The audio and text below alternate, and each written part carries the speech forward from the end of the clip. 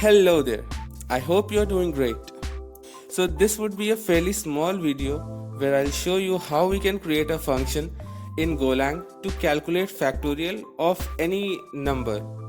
So the number could have a fairly large value. int64, which is the largest integer data type in GoLang, can store accurate values only up till factorial 20. Above that, it overflows. We'll see that in the upcoming video.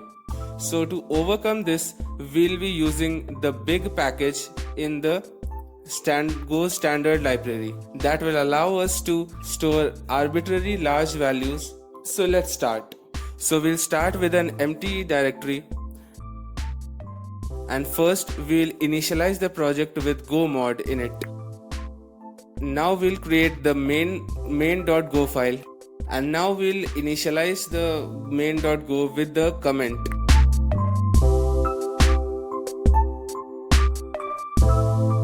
First we'll simply try to run the program with a print statement. We'll take the input number from the user from the command line using the flag package.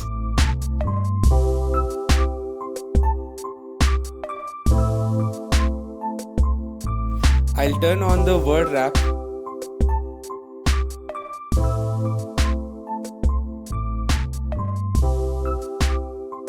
I'll just print the output from the factorial function into the console. The flag.int64 function returns pointer to the int64.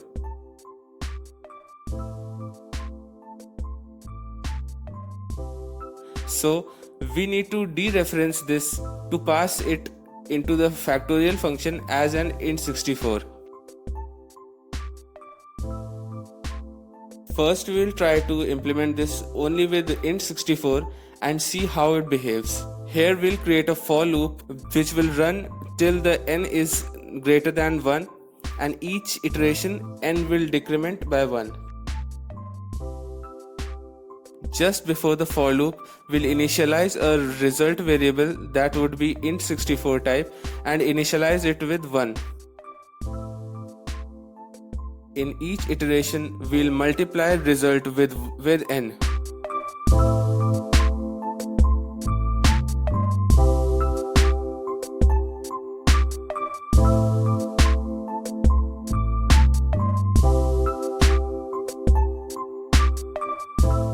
We forgot to call the flag.parse function, so let's fix it. We can try to call the help command.